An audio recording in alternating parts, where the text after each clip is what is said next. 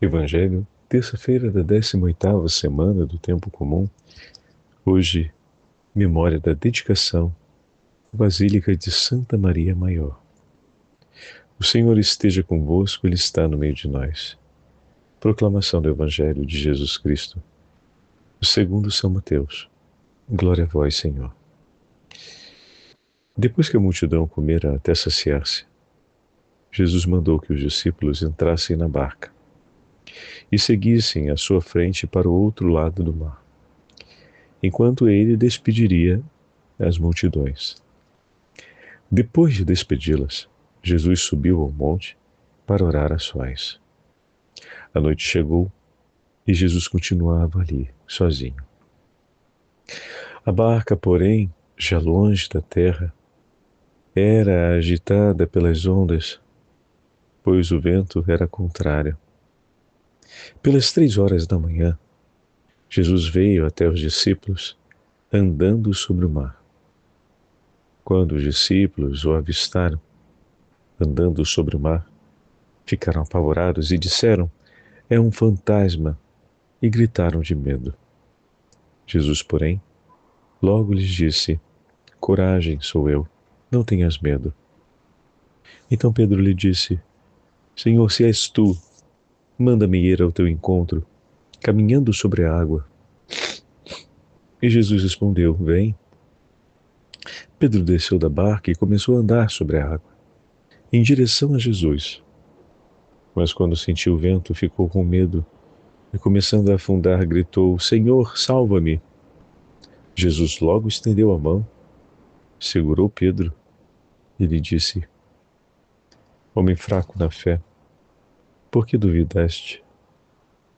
Assim que subiram no barco, o vento então se acalmou. Os que estavam na barca prostraram-se diante dele, dizendo: "Verdadeiramente tu és o Filho de Deus." Após a travessia, desembarcaram em Genezaré. Os habitantes daquele lugar reconheceram Jesus e espalharam a notícia por toda a região. Então levaram a ele todos os doentes e pediam que pudessem, ao menos, tocar a barra de sua veste. E todos os que a tocaram ficaram curados. Palavra da salvação. Glória a vós, Senhor. Terça-feira da 18ª semana do Tempo Comum. Hoje, memória facultativa da dedicação da Igreja de Santa Maria, da Basílica de Santa Maria Maior. Em nome do Pai, do Filho e do Espírito Santo. Amém. Queridos irmãos e irmãs, hoje a Santa Liturgia nos dá a graça de ouvirmos o 14º capítulo do Evangelho de São Mateus e, juntamente com ele, recordarmos a memória da Basílica de Santa Maria Maior. E também celebrarmos o dia de Nossa Senhora sob o título de Nossa Senhora das Neves. Conta-se a tradição que no Monte Esquilino, a Virgem Santíssima, no ano de 352, fez com que a neve caísse sobre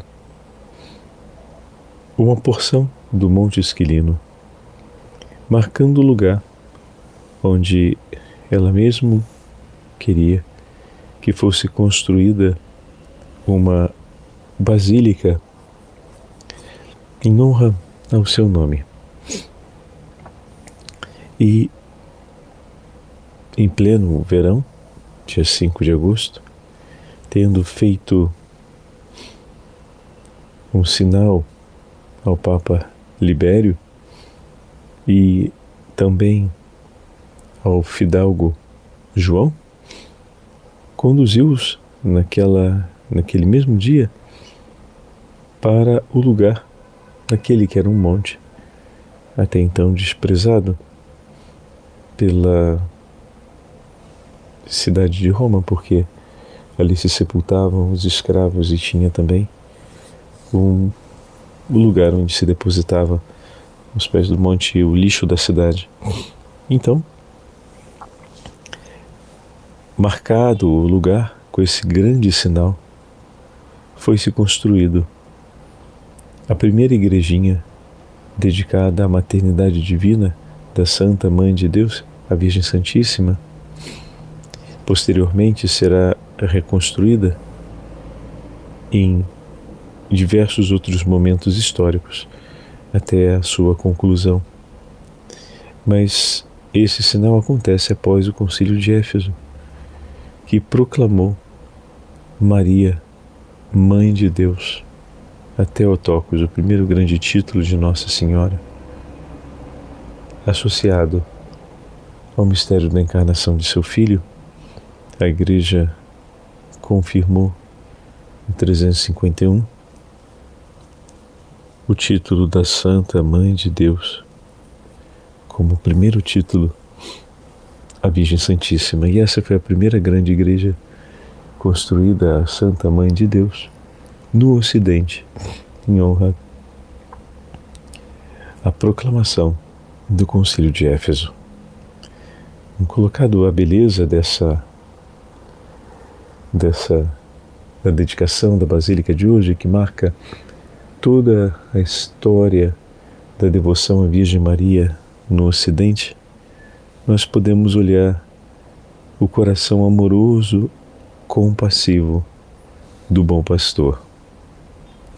Hoje no Santo Evangelho, nós vemos Jesus que, após despedir a multidão, o Evangelho está marcado em dois estratos. O primeiro é a continuidade do cuidado de Jesus com a multidão. Ele ordena aos discípulos que sigam. Em seguida, ele mesmo despede as multidões e se coloca em oração. Mateus marca para nós, no Evangelho de hoje, algo que Lucas constantemente nos recorda. Jesus é um homem orante. Frequentemente está recolhido em oração na presença do Pai. E dessa vez, após cuidar da multidão faminta e pela ação da providência socorrê-los em suas necessidades, o Senhor mesmo se recolhe na presença do Pai para orar. Os discípulos, enquanto seguem,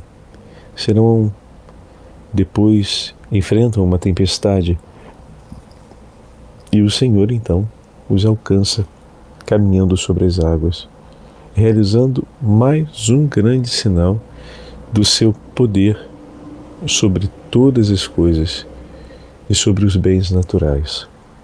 Jesus, erguendo-se, caminha sobre as águas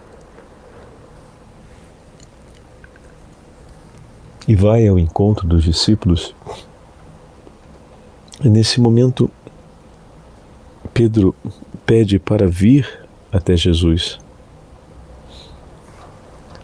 Inicialmente se assustam, acreditando que Jesus fosse um fantasma, mas Pedro, ao perceber que era o Senhor, pede para alcançá-lo. E Jesus lhe diz que ele pudesse vir. Vem.